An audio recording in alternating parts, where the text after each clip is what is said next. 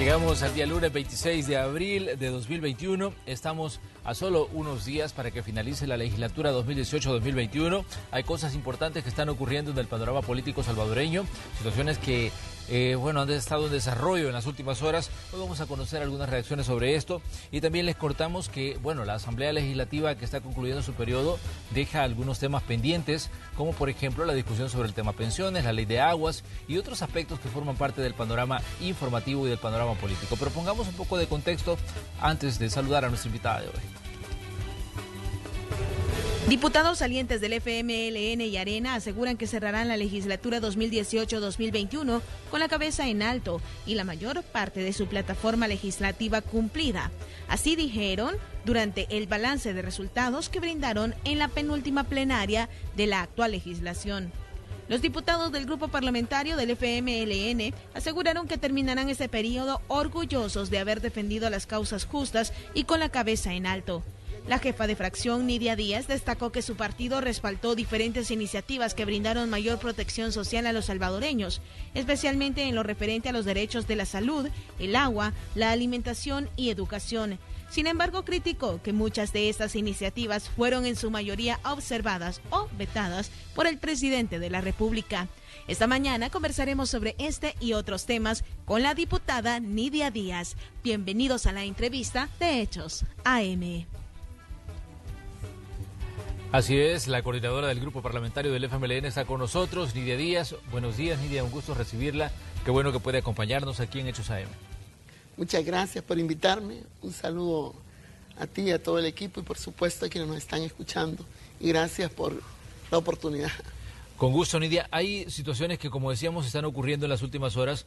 La Fiscalía General de la República ha dado a conocer la captura de parte del Consejo Municipal de Zacatecoluca, en el Departamento de La Paz, entre ellos el doctor Francisco Salvador Iresi, alcalde de Zacatecoluca, por lo menos hasta esta última semana, alcalde, y se le está acusando de diversos delitos.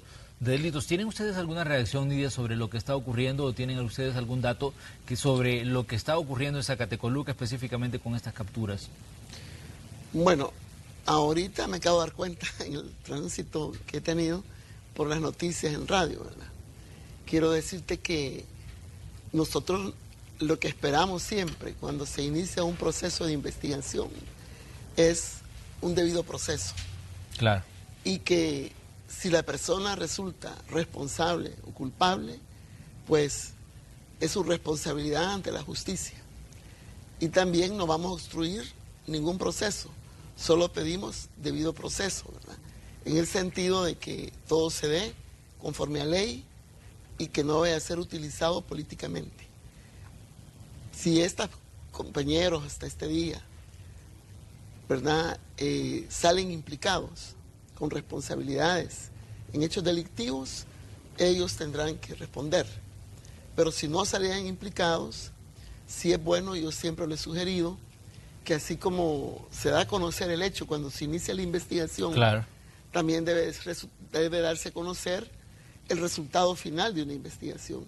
Y esta es una propuesta que traigo no de ahorita, sino siempre. Y lo he dicho, pues si te fotografían, si te sacan, si te difunden el inicio de una investigación, también debe darse a conocer su conclusión. Y no vamos a, en ningún momento, a obstruir procesos. Pero sí, vuelvo a insistir, a exigir sus debidos procesos y que no se contamine políticamente nada. Me imagino que para ustedes es una situación sorpresiva el hecho de la captura de Francisco Salvador Iresi y parte de su consejo, porque es una persona que tiene una larga trayectoria en Zacatecoluca, ¿no? Claro, y a nivel nacional, él ha sido parte de los organismos también que han estado en la conducción, ¿verdad? En su momento. Llegó a coordinar a todos los alcaldes del país y eso lo hizo por derecho propio, ingresar a organismos, ¿verdad? Yo estoy sorprendida realmente y también que otros compañeros que están en las instancias de consejos municipales o el exdiputado, por ejemplo, también compañeros, estén involucrados ya en una investigación tan compleja y tan, digamos, relacionada pues precisamente a la gestión, en el caso más que todo de los alcaldes, ¿verdad?, que tienen la oportunidad de estar al frente de la administración de un municipio. Pero yo creo que toda la militancia del frente está sorprendida y muchos que le conocen, ¿verdad? Entonces, a esta altura, en este momento que inicia un proceso, culminando pues previas investigaciones, ¿verdad? Claro. Y no solamente rumores. Nosotros lo que pedimos es que continúe un debido proceso. Ellos tendrán sus abogados, me imagino, y bueno, y empieza el proceso. Y que no vaya a ser contaminado. Muy bien, Nidia. Sabemos que para ustedes estos son días importantes en el FMLN. Ustedes daban una conferencia hace unos días donde decían que concluyen su periodo de trabajo y que lo hacen satisfechos de lo que han hecho en esta legislatura 2018-2021. Pero ¿cómo ven ustedes, digamos, el cierre de la legislatura, considerando de que a partir de el 1 de mayo comienza una legislatura totalmente distinta en la que el FMLN prácticamente tiene una representación disminuida comparada con la representación que tiene hoy de 23 legisladores? Mira, bueno, es una nueva legislatura que inicia compleja, ¿verdad? Cada una tiene características distintas. Por ejemplo, la que hoy vamos a concluir el 30 de abril se da en un periodo de transición, ¿verdad? En el sentido que nosotros agarramos el último año el gobierno de Sánchez Serén, claro, y hemos transitado por 2 años del gobierno del presidente Bukele. Y a su vez cambian las correlaciones de fuerza al interior de la Asamblea a partir de los entendimientos que se puedan tener con el resto de fuerzas políticas sobre objetivos concretos. Y por otro lado, fue un periodo de un poco de inestabilidad funcional, en general administrativa, por los riesgos de los edificios, etcétera.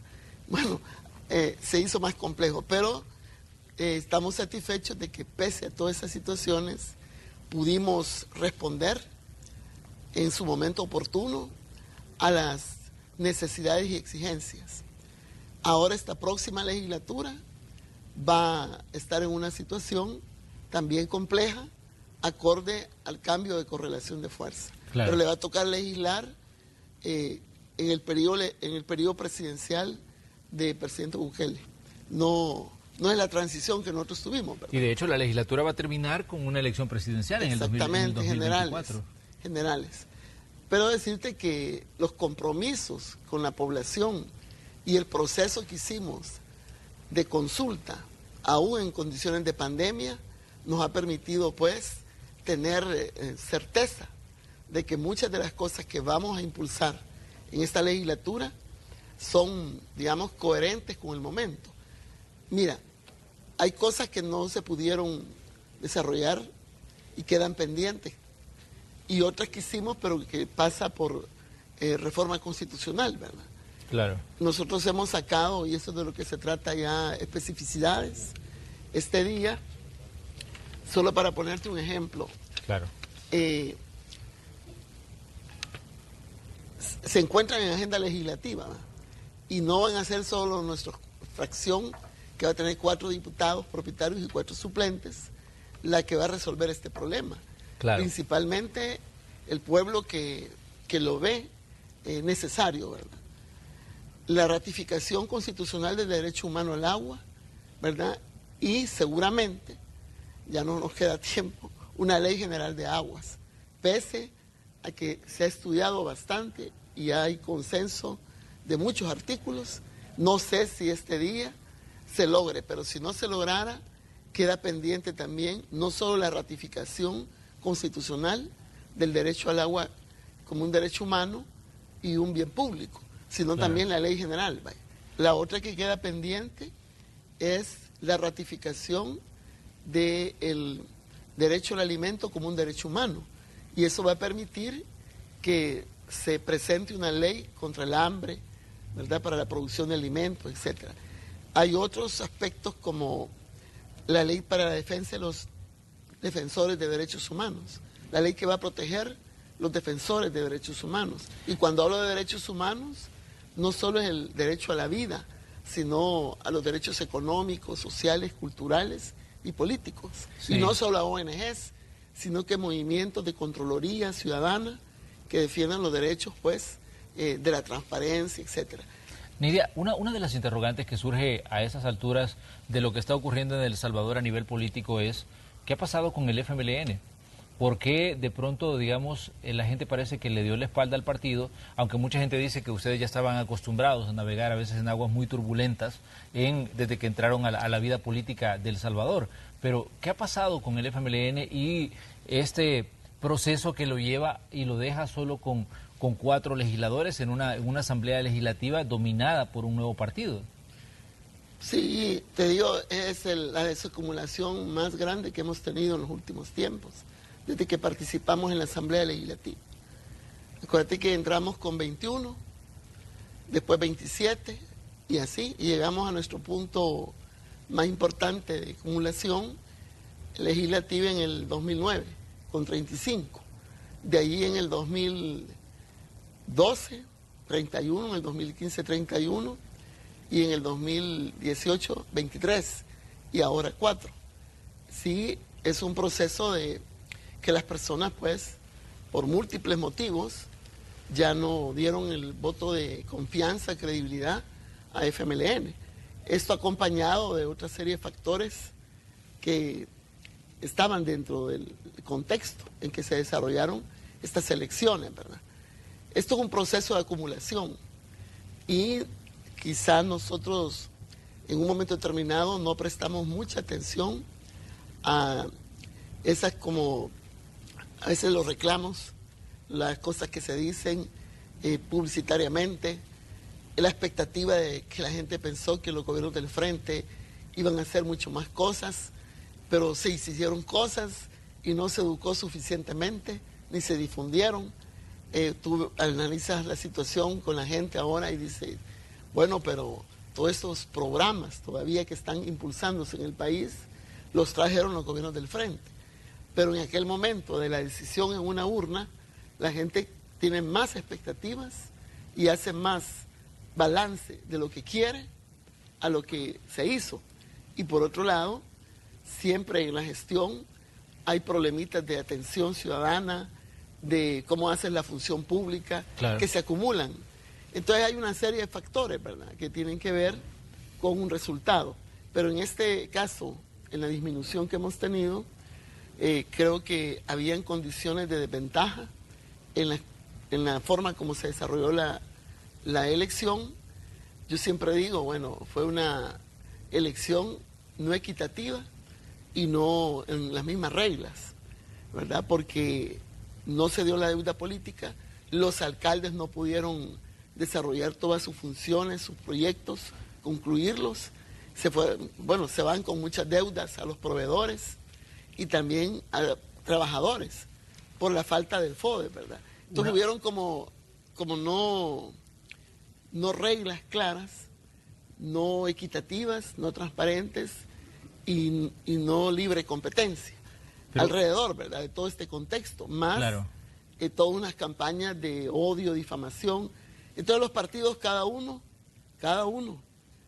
buscó sus recursos, hizo lo que pudo, los candidatos. Pero otros años han habido reglas claras que se respetan por todos y se le da la deuda política a todos los partidos y vamos a las campañas casi en igualdad de reglas, ¿verdad? Pero Nidia, eso me parece... es el contexto. Claro, me parece a mí interesante lo que usted plantea respecto a lo que se dio en torno al proceso de elección. Una deuda política que nos entregó, un FODES que todavía está pendiente. Bueno, pero, hasta muertos. Claro, sí, o sea, es una situación un tanto compleja, pero también a veces se escucha como que el FMLN no acepta, digamos, que en determinado momento hubo errores también al interior del partido. Sí, tuvo que ver también, como yo decía, ¿verdad?, un proceso de acumulación que ya se venía cargando por lo que hicimos, lo que no hicimos, cómo lo hicimos, ¿verdad? Claro. Entonces, pero tú siempre con la oferta concertada con la población, nosotros lo hicimos, salimos, vamos, ¿verdad? Y no había habido una desacumulación como ahorita. Porque siempre tenías una posibilidad de llegar a los sectores, de tener una fuerza de recursos también que te permitieran, digamos, hacer ampliamente el trabajo como tal. Pero ahora tuvimos esa complicación externa y rodeada de una campaña de odio y también, digamos, de desprestigios. Pero, ¿qué va a pasar al FMLN? Y te voy a decir, el Tribunal Supremo Electoral veía videos, inclusive al final terminaron 2 de los magistrados en videos contra ellos, cuando no se podía. Y permitieron muchas violaciones a las reglas electorales. Inclusive el propio día de las elecciones se violentó la ley porque nadie podía llamar a votar y se hizo igual que el año de 2019. Pero bien, nosotros tenemos que responder por la estrategia que hicimos. Claro. Y hemos pasado todo este periodo después de la elección, digamos, en evaluaciones, no, sin dejar involucrarnos en muchos trabajos también que tienen que ver con los intereses de población. Específicamente, pero es lógico que después de una elección se venga un periodo de reflexión, ¿verdad? De por qué, y ahí viene la parte que compete al frente de su estrategia, ya propiamente de campaña, ¿verdad? Porque estos periodos de reflexión ya lo hemos escuchado luego de procesos electorales un tanto convulsos para el FMLN. Sí. Y escuchamos cuando todavía Medardo González era secretario general, él decía, vamos a buscar a la gente, vamos a reencontrarnos, vamos a tratar de resolver todo eso que a la gente le ha molestado. Y esto previo a la elección que vivimos este 28 de febrero. Y ahora, una vez más, el FMLN entra en ese proceso de reestructuración interna. Pero ¿qué va a pasar a futuro, considerando, porque vienen otras elecciones que ya están a las puertas, que son las de 2024? Los ciudadanos a veces lo vemos lejos, pero para los partidos políticos estos son periodos extremadamente cortos en los que tienen que prepararse y buscar nuevamente la simpatía del electorado.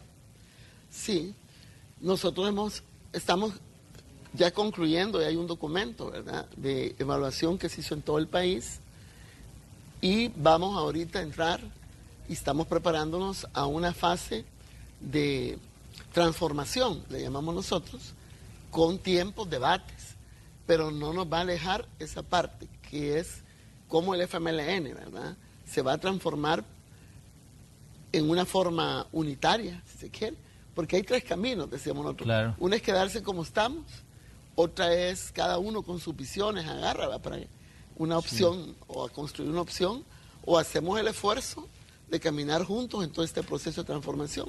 Y lo hemos decidido así. Eso hace un poco más complejo porque vamos a una visión de, no ahorita, ni siquiera del 2024, sino más allá, ¿verdad? Y recogemos todos los materiales que hemos hecho y tratamos de sacar lo mejor y que puede ser útil en este momento donde ha habido cambios. Estamos en una revolución tecnológica, la gente ha cambiado, las cosas cambian en varias cosas. Lo que no cambia mucho son los problemas concretos de la gente y su situación siempre, digamos que va aumentando el desempleo, el costo de la vida, la gente quiere tener más oportunidades, reactivación económica, etcétera. Esos problemas, ¿verdad?, que se pueden complicar y agudizar dependiendo de este tiempo de pandemia también, eso está ahí también para nosotros en la agenda de trabajo, porque el hecho que el Frente se haya metido en un proceso de evaluación no ha parado, por ejemplo, el quehacer legislativo, ni los quehaceres municipales, ni el quehacer, digamos, de acción política como partido, pero sí dedica más esfuerzo uno, ¿verdad?, a todo ese proceso. Y por otro lado, en el proceso de la transformación que queremos lograr de FMLN, adecuándolo a los nuevos tiempos, ahí también vamos a ocupar, digamos, esfuerzo, pero vamos a combinarlo con una agenda de lucha permanente, porque nuestros compañeros que entran el 1 de mayo no van a venir aquí simplemente a sentarse, ¿verdad?, sino también a retomar, ¿verdad?, las necesidades del pueblo, a retomar, digamos, las leyes que quedan pendientes y que son presentadas por sectores y que nosotros hemos acompañado con las que estaba mencionando. Claro. Ahí quedan varias cosas. Pero, por ejemplo, no pudimos lograr la parte de la ley de probidad, ahí queda. Y tampoco pudimos reformar que la imprescriptibilidad del delito de corrupción. Son cosas que quedan y son muy importantes, ¿verdad? También tenemos la ley que protege a los periodistas, lo de la pauta publicitaria, tenemos todo el tema de las pensiones, hicimos cositas, pero la propuesta fundamental que nosotros respaldábamos hacia una pensión pública, ¿verdad?, universal, solidaria, queda pendiente. Igual otros temas de la sociedad que quedan en materia de pensiones. Y decirte que hay una ley que nosotros metimos, especial de insolvencia, ¿verdad? A la gente que llega un momento en que debe, no tiene exactamente cómo responder a la deuda, viene que hay que hacer como aspectos que no lleven de un solo al embargo, ¿verdad? Y eso protege también a las personas. Y también, por supuesto, reformas a la ley de bancos para proteger cobros indebidos y varias cosas que quedaban ahí pendientes para proteger realmente los derechos de las personas. Entonces, los diputados que lleguen van a retomar, pero no solos, sino también siempre dialogando y acompañando a los sectores. Pero Nidia, ¿dónde queda el hecho de que el presidente de la República haga publicaciones y diga la fracción de Nuevas Ideas no va a tener acercamientos con el resto de fracciones? E incluso la gente que va a estar en la Asamblea dice: nosotros no tenemos nada que conversar con la gente que va para afuera, en el sentido de que no hubo un proceso de transición en la Asamblea Legislativa en el que la Asamblea Legislativa saliente tuviera, digamos, acercamientos con gente de la Asamblea Legislativa entrante. Mira, generalmente los partidos que ingresan a la Asamblea Legislativa, muchos de ellos son generalmente los mismos. Hoy ingresan prácticamente 3 nuevos partidos, sí, ¿verdad? Y se quedan 5. Y los 3 nuevos partidos es Nuevas Ideas, Vamos y Nuestro Tiempo. Claro. De ahí el único que no viene de los 6 que estamos ahorita es Cambio Democrático y el no partidario. Pero nos quedamos 5. FMLN, Arena, PCN, PDC y Gana, en distinta forma. Entonces, claro, nunca ha habido esta situación que el partido mayoritario no era de los partidos que venían ya dentro de la legislación anterior. Entonces, ahora tenemos un pequeño problema porque nunca la Junta Directiva convoca a reuniones con los partidos que están o que vienen, sino que hay un procedimiento en el reglamento interior, que es Ley de la República, que está plasmado en el artículo 5 al 10, en el sentido cómo se da el proceso de instalación. Claro. Y entonces dice que cada grupo parlamentario nuevo delega a una persona de esos parlamentarios nuevos para que lo represente en una comisión de preparación para el día 1 de mayo. Y le notifican a la directiva quién va a formar parte y le solicitan que preste un lugar para reunirse. Pero no es la Junta Directiva la que convoca, sino que es una iniciativa que está plasmada en la ley de lo que deben ser los partidos. Y esta comisión preparatoria prepara toda la actividad de instalación, de juramentación, perdón. Entonces, llegado el día 1 de mayo, se crea otra comisión, ¿verdad? Claro, que es la comisión de credenciales, que le llaman, que va revisando si todos los diputados electos tienen su credencial. Vaya, y después se da el proceso de elección de la Junta Directiva y la juramenta un vicepresidente que ha sido electo, y después estos juramentan a todos los diputados. claro. Eso es el día ese, ¿va? El primero. Generalmente se convoca a otra reunión ya de instalación, que es la que siempre ha tenido más un carácter, digamos, solemne, ¿va? Que se invita a todos los sectores de la sociedad, etc. Nosotros no sabemos a esta hora cómo va a ser el primero. Solo lo que dice la ley, porque no se ha hecho nada hasta ahorita. En el caso de nosotros, entre hoy y mañana se va a elegir quién será la persona que va a coordinar el grupo parlamentario de los 4 propietarios y 4 suplentes. Entiendo que los otros partidos están como en una etapa de consolidación de esas elecciones, ¿verdad? Porque hay algunos que ya proponen, ya salieron propuestas para que los organismos de dirección de los partidos lo definan. Es el caso, creo que escuché una entrevista de Anabel con el diputado Mendoza, Y él decía, aún falta. También hemos preguntado a otros diputados de otros partidos y dice, aún falta. Entonces todavía no están cohesionados esos equipos.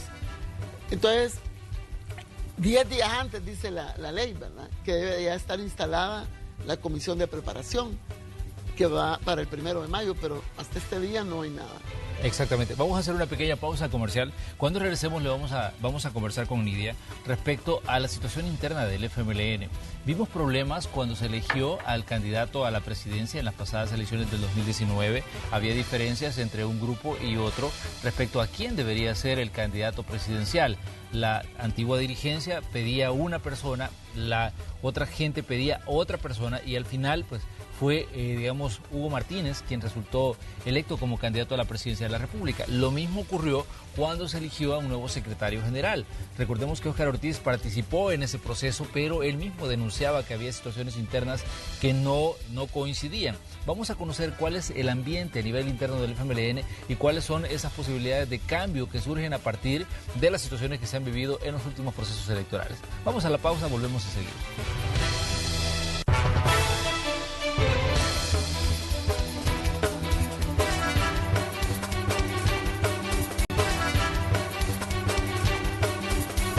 Mañana de lunes, aquí en Hechos AM, estamos conversando con Nidia Díaz, diputada por el partido FMLN. Estamos hablando sobre los cambios que se avecinan, no solo en la Asamblea Legislativa, sino en los procesos internos que son propios de cada partido político, cuando ocurren situaciones como la del 28 de febrero, que se marca un antes y un después en la vida política del país y un antes y un después en la representación que los partidos tienen en organismos como la Asamblea Legislativa. Nidia, una de las interrogantes es, ¿el FMLN ha logrado solventar sus diferencias internas o son estas las que están surgiendo y dejándolo, digamos, con procesos y resultados como los que hemos visto el 28 de febrero?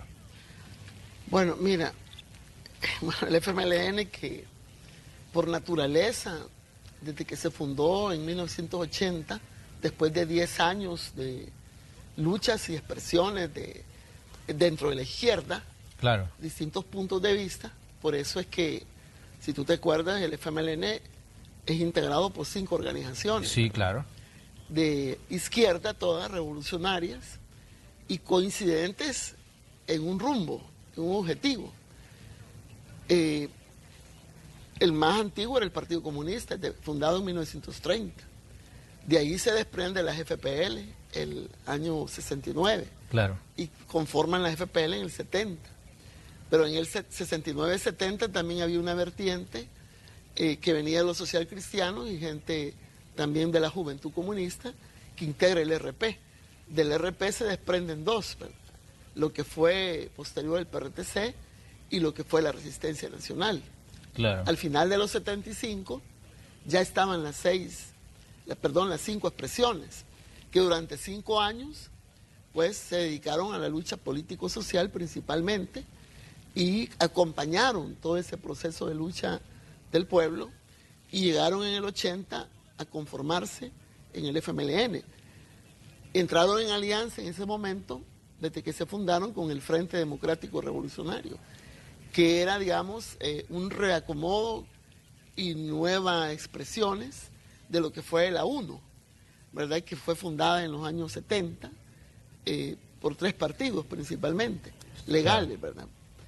Pero ya el FDR ya tenía expresiones también de izquierda, no revolucionaria, y también, mejor dicho, que no aplicaban la lucha político-militar, pero sí coincidíamos en un programa de gobierno democrático revolucionario, y también expresaba las organizaciones populares, sociales, técnicos, profesionales, toda esa alianza. Lo que quiero expresar que la placenta, este contexto, Nidia, placenta del FMLN, el origen, ¿verdad?, es de luchadores sociales, te voy a decir.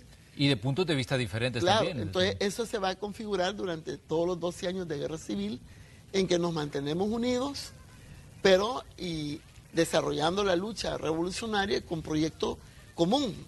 Todos éramos revolucionarios, democráticos y socialistas. Al final de la guerra, así es la expresión. Cuando el Frente se transforma en un partido legal, 125 fuimos los fundadores, ¿verdad?, de ese nuevo partido. Y empezamos en el año 92 a incorporar, ¿verdad?, a más afiliados conforme a la ley electoral de aquel momento. y decirte que inclusive, ¿cómo queda redactado el primer estatuto? Que va a estar compuesto por agrupaciones, ¿verdad? El FMLN. Pero realmente eran las expresiones de partido. ¿Cuándo decide el FMLN empezar la construcción de un partido unificado? Es en el año 95, en que todos los partidos doblan sus banderas, etcétera, ¿verdad? Y empiezan a construir ese partido hace 21 años prácticamente. Entonces, pero la naturaleza que dice el estatuto es que somos un partido revolucionario, democrático y socialista. Ahí es donde tú encuentras expresiones también de cómo llegar a esto, ¿verdad? Y qué es lo que nos puede diferenciar muchas veces. Porque, mira, por naturaleza la sociedad es plural. Y también en una misma familia, en una misma sangre, existen a veces diferencias, ¿verdad? Nosotros no tenemos miedo a las diferencias. Lo que nos causa a veces preocupación y es la responsabilidad que tienen los organismos de conducción y la base de cómo administrar las diferencias que pueden haber en un proceso. Y por eso el estatuto establece reglas. Claro. Por ejemplo, para tomar decisiones, ya se ha establecido cómo se toman las decisiones. Para elegir candidatos, ya está reglamentado cómo se hace. Y bueno, y ahora que tenemos una ley de partidos detrás. No, claro, Nidia, pero hay situaciones que se dieron, como por ejemplo cuando la antigua dirigencia pujaba porque fuera, en este caso, el quien era ministro de Obras Públicas, Gerson Martínez, para que se convirtiera en candidato. Sí. Y luego aparecía otra pugna en el sentido de que otra gente decía que quería que fuera Hugo Martínez. Al final fue Martínez el que se impuso, pero esto lo que nos indica es que había, digamos, diferencias Afortunadamente claras hay libre internas. competencia en todos los partidos, pero particularmente en el frente. Puede tener uno una empatía con algún candidato, eso es lógico, pero tú no puedes imponerlo, tiene que pasar por la elección interna, donde se define por correlación voto secreto, ¿va? Directo. Eso no indica que no puedas tener tus afinidades, ¿verdad? Afinidades con un determinado candidato o candidata. Pero lo que nos indica que en el FMLN hubo un debate que no ha concluido en cuanto a unificarse. No cuanto ha concluido precisamente el proceso de transformación, ¿verdad? Que viene, tiene como 4 debates. Uno es, digamos, como volver a discutir un poco el rumbo del partido, ¿verdad? La estrategia para hacer eso. Pero ¿ven ustedes a futuro un resurgimiento ¿ven ustedes un resurgimiento de la izquierda en El Salvador? Es que hay izquierda, lo que estamos viendo y cómo hacemos. No, pero como fuerza política importante que tenga la capacidad de maniobra que tuvo el FMLN en determinado momento. No, es que mira, los procesos no son lineales, ¿verdad? Es decir, así va a ser todo en la vida. No, dependiendo de la correlación que se logre y lo que decide el pueblo, pues. Pero no es lineal. Nosotros estuvimos dos veces en el gobierno. No es lineal que teníamos que tener el tercero, ¿va? Lo ideal hubiera sido así, nuestra aspiración, ¿va? Y un cuarto, un quinto. Pero el pueblo no está acostumbrado tampoco a eso, ¿me entiendes? A Arena le dio la posibilidad de tener 4 gobiernos, 4 periodos, ¿verdad? Un límite. Antes la democracia cristiana dominó. Antes el PCN. La democracia cristiana estuvo 2 periodos. El PCN tuvo más periodos. Pero hay un momento en que hay un cambio, porque no es como, por ejemplo, México, que el PRI estuvo 75 años, ¿verdad? Hubo otros procesos. Claro. Entonces cambian. Pero ojalá nosotros, como un proyecto alternativo al sistema y que queremos realmente ser una opción, ¿verdad?, de gobierno, de poder, podamos, ¿verdad?, lograr, ¿verdad?, que en estos próximos años, no te puedo decir cuándo, todo depende de la preparación que haya, pueda el pueblo volverlo a ver a uno, así como opción, pero eso hay que ganar la confianza, la credibilidad, ¿verdad?, y estar siempre a la par de la gente acompañando, y internamente, ¿verdad?, hacer los procesos debidos de aquello que no ha sido correctamente hecho. ¿Para qué te voy a decir? Porque tiene que ser un autocrítico. Claro. Vale, cuando yo te digo, 10 años en el gobierno, sí, se hicieron cosas, hay como 200 aspectos positivos a favor de la gente, pero tú nunca, o si se hizo muy poco, la educación, ¿verdad?, sobre estos temas, el empoderamiento. Yo me acuerdo de los debates sobre el agua, ¿vale? Y uno decía, bueno, ahí hay un problema el agua, y llamábamos por teléfono, vengan a resolverlo. Pero si no pasábamos por ahí, ¿qué pasaba? Pues? Y entonces nosotros decíamos, mire ahí, y decíamos a través de los canales, ¿va?, que vayan a arreglar esto. Y que, en cambio, la oposición podría sacar un chorro, ¿va?, y decirte un montón de cosas. Y uno, no sé si me entender, en los plenos, claro, y decía claro. uno, porque faltó mucha discusión, que independientemente que estés en el gobierno, tenés que luchar siempre por la transformación junto a la gente. Nidia, una de las interrogantes que surge a esa altura de la fiesta, como diríamos, es qué va a pasar en la Asamblea con los procesos administrativos. Sabemos que llega una nueva legislatura con una visión diferente del manejo de un órgano de Estado como la Asamblea. La Asamblea tiene más de 2.400 empleados. Sí. En los últimos días tenemos información que mucha gente ha sido pasada de plazas por contrato a plazas institucionales, pero esto podría llevar incluso al cese de esas plazas. ¿Ven ustedes, digamos, algo que puede ocurrir en la Asamblea a partir del 1 de mayo y generar problemas en la estabilidad laboral de mucha gente en la Asamblea? Mira, de hecho van a haber cambios, inclusive cambios en el reglamento. Por, digamos, ya se está oyendo de las visiones, ¿verdad? Claro.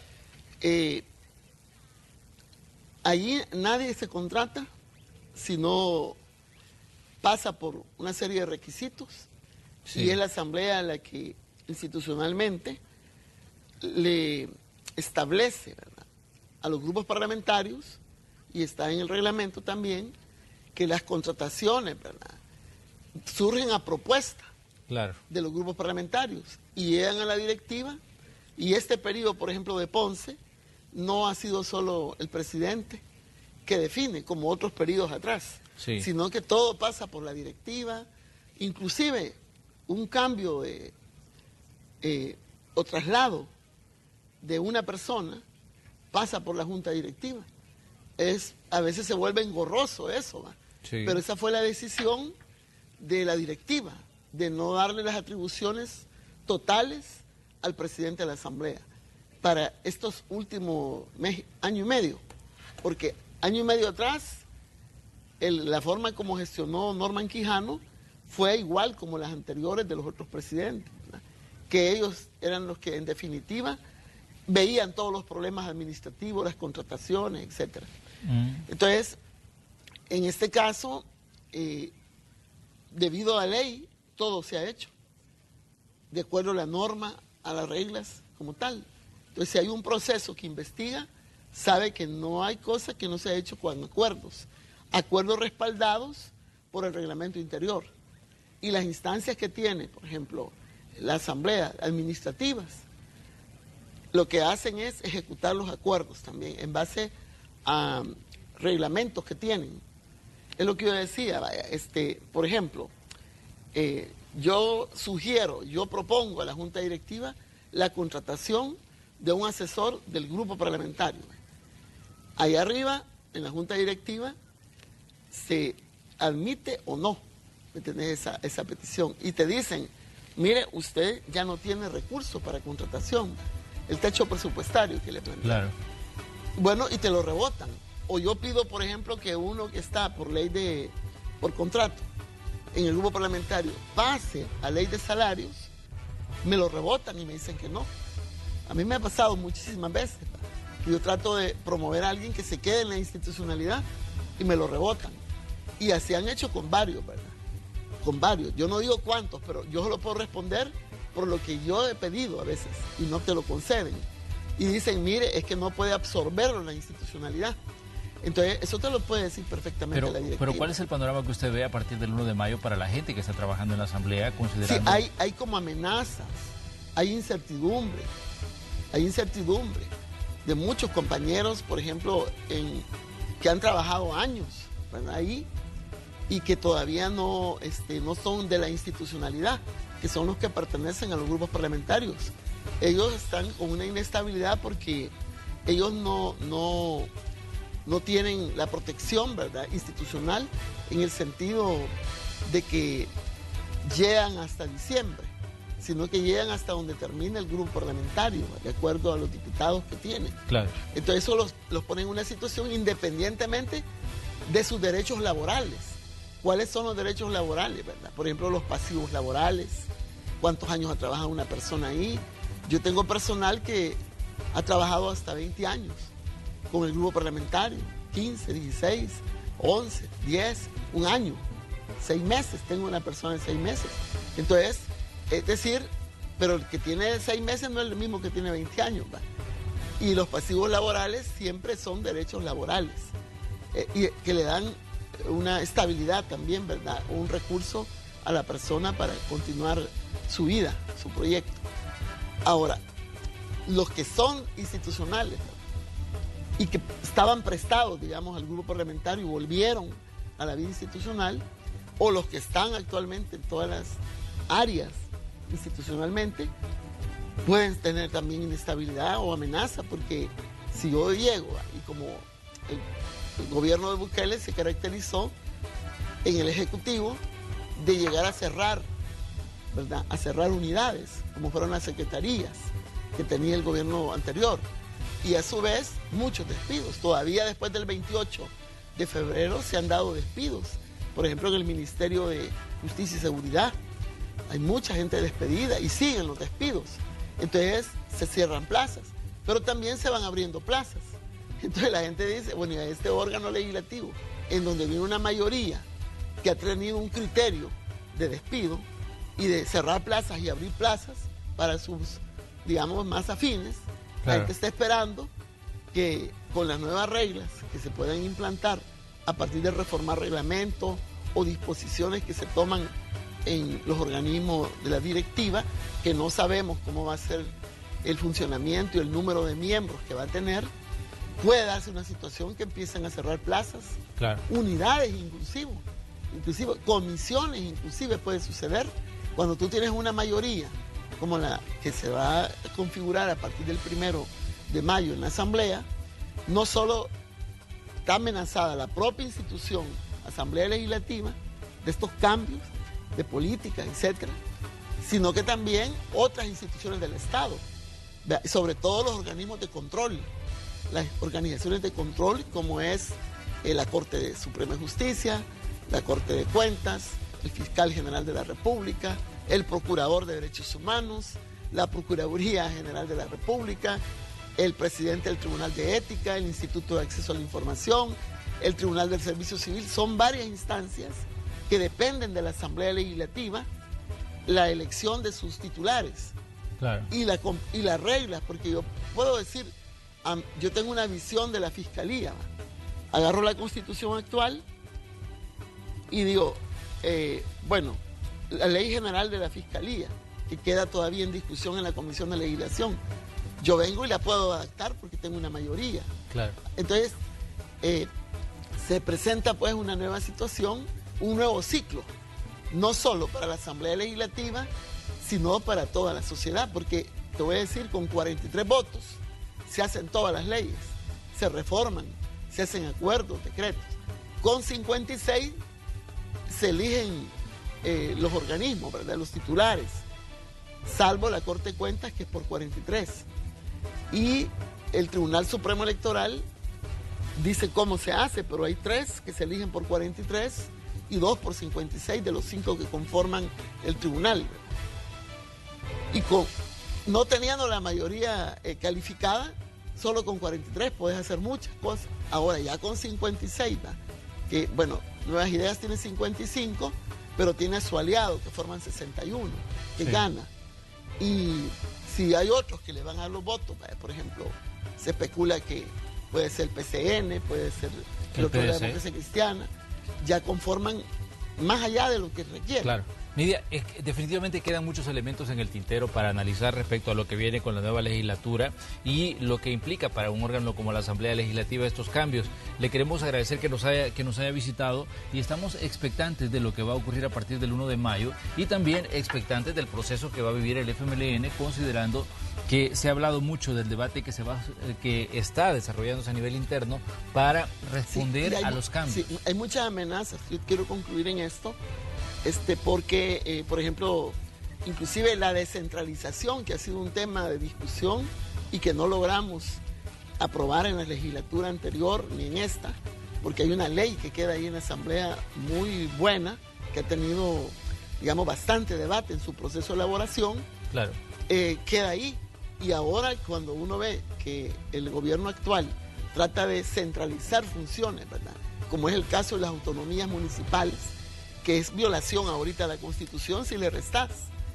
Con esto del FODE, ¿verdad? Sí, claro. El FODE es una conquista, digamos, y había llegado a su punto del 8% más 2 para inversión pública. Tenía 10 puntos del presupuesto.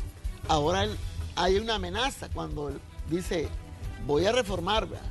Vamos a dar solamente el 25%, que tiene que ver con aspectos para el funcionamiento y para pagar ciertos servicios. Pero todo lo que es obra pública, inversión, ya no lo van a hacer las alcaldías, lo van a proponer, ¿verdad? ¿A quién? A un organismo que se va a crear centralizado y que lo va a dirigir el Ejecutivo. Eso crea una gran incertidumbre, porque no solo violenta la autonomía municipal de ser los consejos municipales plurales, por eso fue el salto a los consejos plurales, ¿verdad? Para que hubiera diversidad de pensamiento, de partidos, para definir las obras, y las obras no iban solo dirigidas a un electorado, sino que a todos, ¿verdad? Porque antes el partido que ganaba todito el consejo municipal podía hacer obras, sobre todo a quien le dio como clientelismo. Con los consejos municipales plurales ya hay más criterio, más, digamos, observación en el manejo de las finanzas y dónde va el plan municipal, la obra. Tiene que beneficiar a todos. Ahora, si va a pasar un proceso que quien va a decidir a dónde invierte la obra pública, ¿verdad? Ahí hay un riesgo, hay una amenaza de la discrecionalidad de beneficiar solo a un partido, ¿verdad? Y entonces ahí se vuelve complicado. Pero aunque fuera un mismo partido, que se beneficiarían, digamos, al electorado que solo a él le dio, pero quedan otros municipios. Por ejemplo, el Frente tiene 30 municipios gobernados ahorita en forma plural, ¿verdad? Igual las otras fuerzas políticas de oposición al Ejecutivo en este momento, pero no debe actuarse discrecionalmente. Claro. Pero ¿cuál es la garantía de la no discrecionalidad? La autonomía municipal.